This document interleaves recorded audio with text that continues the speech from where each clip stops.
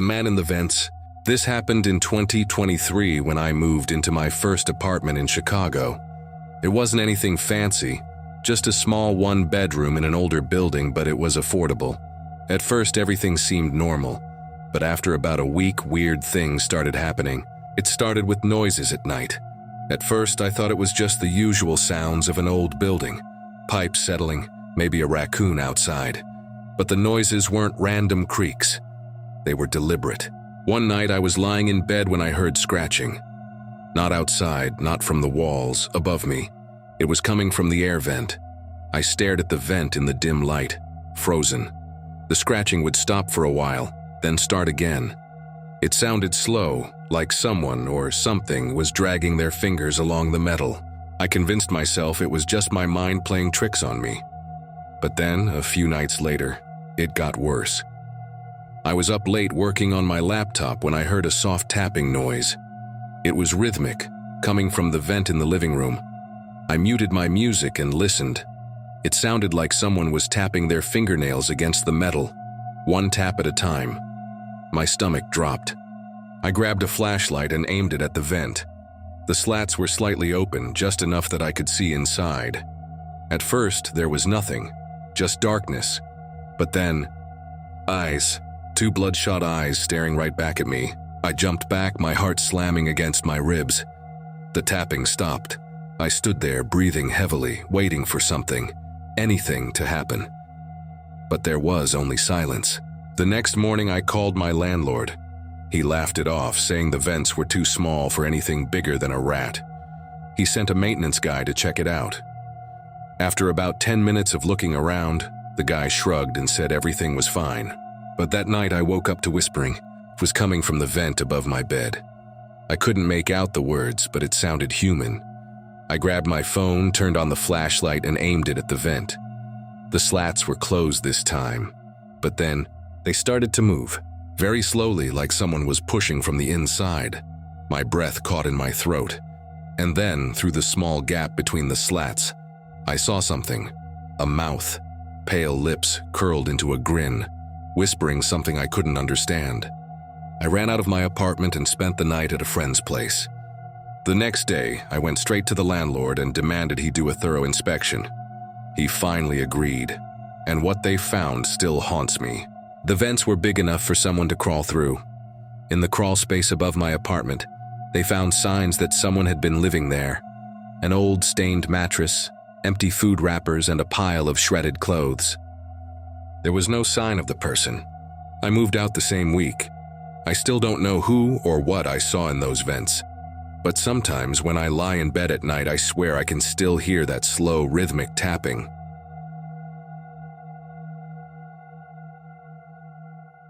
I used to drive for a rideshare company to make extra money. It was usually easy, pick up, drop off, repeat. But one night I picked up a passenger I'll never forget. It was around 2 a.m., and I was about to finish for the night when I got a ride request from a guy named Daniel. The location was a dark street near the edge of town.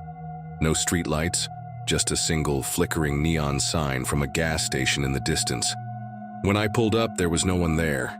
I waited a minute, thinking maybe he was inside one of the nearby buildings. Just as I was about to cancel the ride, my back door opened. A man got in, tall, skinny, wearing a hood that covered most of his face. The inside of my car suddenly felt colder. I turned slightly to greet him. "You Daniel?" A long pause, then in a flat, monotone voice he said, "Yes." Something about the way he spoke made my skin crawl. I started the ride and began driving toward the destination, a house about 15 minutes away. The whole time he just sat there, silent. No phone, no fidgeting, just staring straight ahead. At one point I glanced at the rearview mirror and my stomach dropped. He wasn't looking straight ahead anymore. He was staring directly at me. I pretended not to notice, keeping my eyes on the road. My hands gripped the wheel tighter. Every few minutes I'd check again. He didn't move, didn't blink, just stared. A few minutes from the destination, we hit a red light. The street was empty. No other cars, no people. The silence was unbearable. I finally spoke up. "Long night?" He didn't answer, just kept staring. The light turned green and I kept driving. My heart was pounding now, something was off. Then I heard it, a faint whisper. It came from right behind me, but his lips weren't moving. It sounded distant, almost like a voice coming from deep inside my car. I couldn't make out what it was saying. I glanced at the rearview mirror again. That's when I realized something that made my blood run cold. His reflection was wrong. It was delayed, a full second behind his actual movements. I watched as he slowly tilted his head to the side, and a second later, his reflection did the same. I slammed on the brakes. Get out. He didn't move. He just sat there smiling now, a wide, unnatural grin. I reached for my phone to call the police, but before I could, the car suddenly felt empty. I spun around. The back seat was empty. The door had never opened. No sound, no movement. He was just gone. I sat there for a long time trying to process what happened. Then, out of morbid curiosity, I checked the app history. There was no record of a ride, no request from a Daniel, nothing. I quit driving at night after that. But sometimes when I'm driving alone, I swear I can still feel eyes watching me in the rearview mirror. The thing in the woods. A few months ago, my friends and I went on a camping trip deep in the Appalachian Mountains. It was supposed to be a weekend of hiking, drinking, and telling scary stories by the fire. We had no idea we'd end up in one. We arrived at the campsite in the late afternoon, set up our tents and got a fire going. The place was beautiful, tall trees, no other people around, just the sound of the wind and the distant call of an owl. It felt peaceful. That feeling didn't last. Around midnight, we were sitting around the fire when we heard something in the woods. At first, it was just the occasional snap of a twig, nothing unusual, probably just an animal. But then it got closer, heavy footsteps circling us in the darkness. Slow, deliberate, too big for an animal but not quite right for a person either. "Hello?" my friend Mark called out. No answer, just the crunching of leaves now directly behind our tents. I grabbed my flashlight and aimed it into the trees. Nothing. Just shadows. The moment I turned the light off, the footsteps started again, closer this time. We weren't laughing anymore. "Maybe we should get in the tents," Sarah whispered. Then from the darkness, we heard something that made my stomach drop. A voice. It was distorted, broken, like someone trying to imitate human speech but not quite getting it right. "Help me." It came from deep in the trees. We all froze. The voice was off, too stretched out, too hollow. And the way it echoed didn't make sense. Then from the other side of the campsite, we heard it again. The exact same words, the exact same voice. "Help me." It was mimicking itself. "Pack your shit," Mark whispered. "Now." We scrambled to grab whatever we could. My hands were shaking so bad I could barely unzip my tent. The whole time, the footsteps kept circling us, and the voice kept calling out. As we threw our gear into the car, I made one final mistake. I turned around. Just beyond the tree line, I saw it. A tall, thin figure, its face obscured by shadows. Its limbs were too long, and its head tilted unnaturally to the side. But the worst part? It was grinning. The second we slammed the car doors, the thing bolted toward us. Not ran, bolted like it was gliding. We floored it down the dirt road, the headlights catching glimpses of something moving between the trees, keeping pace with us. And then, just as we reached the highway, silence. We didn't stop until we were miles away. We never went back. But sometimes late at night when I'm alone, I swear I can still hear it. That broken, hollow voice whispering from the darkness. "Help me." The basement door. A year ago, I moved into a small rental house in a quiet neighborhood. It wasn't anything fancy, but it was cheap. The only weird thing about it was the basement. The landlord told me up front that the basement door was locked and that I shouldn't try to open it. He said it was just an old storage area and wasn't safe to go down there. That was fine with me. I had no reason to go into a dark, musty basement. At least not at first. About a week after moving in, I started hearing noises. At night, just as I was about to fall asleep, I'd hear soft thuds coming from beneath the floor. Sometimes it sounded like scratching, sometimes like furniture being dragged. I told myself it was just the house settling or maybe rats. Then one night I heard something else, whispering. It was faint, almost too quiet to notice, but it was there. Muffled voices coming from behind the basement door. My heart pounded as I lay in bed, straining to hear. It wasn't just one voice. It was multiple, overlapping, whispering words I couldn't understand. I told myself it was in my head, but the next night something happened that I couldn't ignore. I was in the kitchen getting a glass of water when I heard a soft click behind me. I turned around. The basement door was open, just slightly. A sliver of darkness stared back at me through the narrow gap. Every hair on my body stood up. I grabbed my phone, turned on the flashlight, and crept toward the door. My breath was shaky as I reached out and pushed it shut.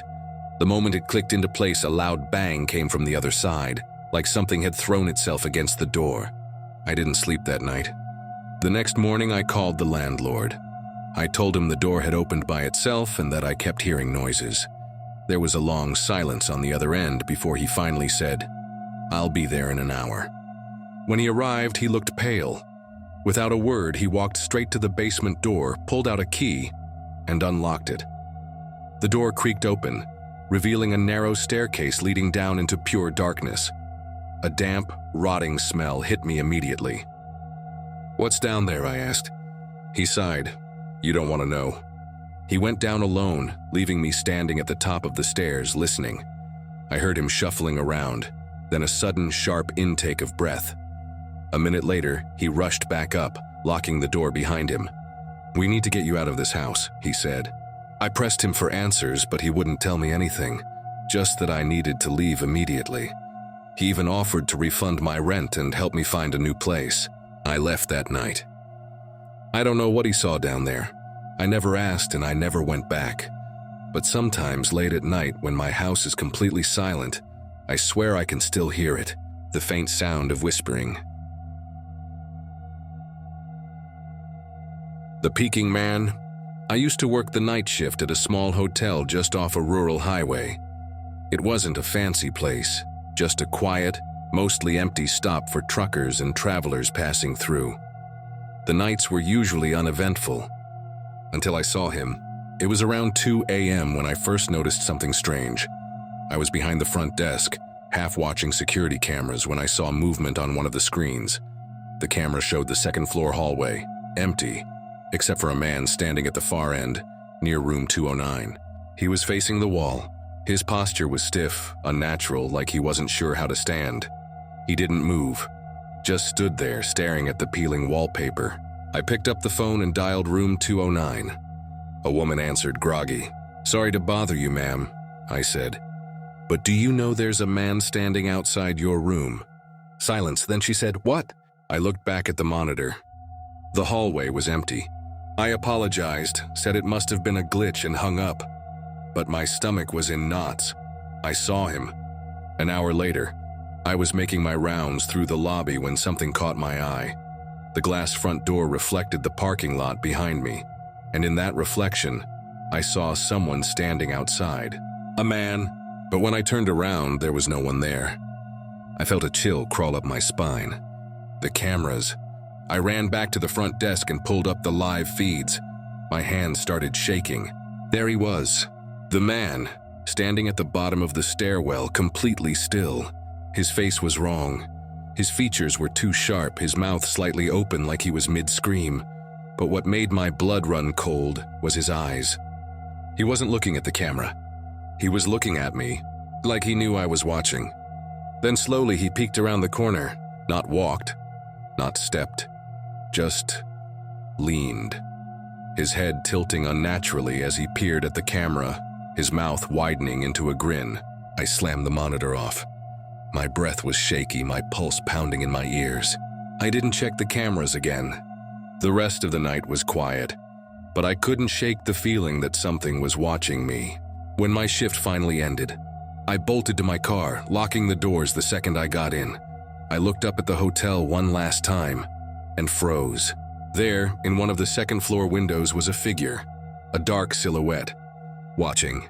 I quit that job the next day, but sometimes when I walk past dark hallways or empty rooms, I feel the urge to check the corners, because I'm afraid he might still be there, peeking. The smiling woman. I used to work at a 24-hour gas station off a long, empty stretch of highway. Most nights were slow, just a few truckers and late-night drivers stopping for fuel. But one night, I met someone I'll never forget. It was around 3 a.m. when she walked in. A woman, maybe in her mid-30s, wearing a plain white dress. Her hair was long and messy, like she hadn't brushed it in days. But the weirdest part? She was smiling. Not a normal smile. It was too wide, stretching across her face like she was forcing it. Her lips were slightly cracked, like she hadn't had water in days. She walked straight to the counter and just stood there, smiling. Can I help you?" I asked. She didn't say anything, just kept smiling. Her eyes were locked on mine, unblinking. The store was completely silent except for the faint buzzing of the overhead lights. My stomach twisted. Something was wrong with her. Then finally she spoke. "Do you think I'm pretty?" Her voice was soft, almost sing-songy. I let out a nervous laugh. Sure." Her grin widened. "You're lying," she whispered. I felt my whole body tense. "Look, do you need something?" She didn't answer. Instead, she leaned in closer, her face now just inches from mine. I could see every detail of her chapped lips, her dry, pale skin. Her breath smelled like rotten fruit. Then she giggled. It was the most unnatural sound I've ever heard, like a child imitating laughter but not quite getting it right. I took a step back. My hands were shaking now. "If you're not buying anything, I need to ask you to leave." She tilted her head. "Why?" I swallowed hard. "Because I said so." Her smile finally faded. Her expression went completely blank. And then, without another word, she turned and walked backward out of the store. Not turned around, just stepped backward, perfectly. Her empty eyes never leaving mine until she was outside. The moment she was gone, I locked the doors. My heart was pounding. I rushed to check the security footage, hoping I'd caught her on camera. But when I played it back, she wasn't there. The doors had opened. The bells had chimed. But the camera showed nothing, no woman, no movement, just me, standing alone, looking terrified. I quit that job a week later. But sometimes, when I wake up in the middle of the night, I swear I hear a faint giggle outside my window.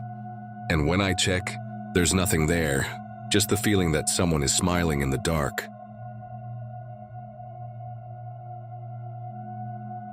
The Vanishing Road. I used to drive for a delivery company working the night shift. It wasn't a great job, but I liked the solitude. Long roads, no traffic, just me and the hum of the engine. One night, I was driving down a back road I had never taken before. My GPS had rerouted me because of an accident on the highway, leading me through a stretch of dense forest.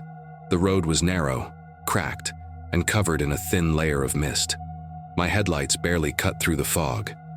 After about 20 minutes, I realized something strange. I hadn't seen a single street sign. No intersections, no turnoffs, nothing. Just endless trees pressing in from both sides. I checked my phone, no service. My GPS showed my position, but the road itself wasn't labeled. No name, no route number, just an empty space. I should have turned around, but I kept driving. The road felt wrong. Not just empty, but like it shouldn't be there at all. Then I saw the figure. At first, it looked like a person standing on the side of the road, barely visible through the fog. As I got closer, I saw it was a woman. She was wearing a long, dark dress, her face hidden beneath a veil. I slowed down, debating whether to stop. Maybe she was in trouble. But as my headlights passed over her, she vanished. Just gone. A chill ran through me. I hit the gas, my pulse hammering.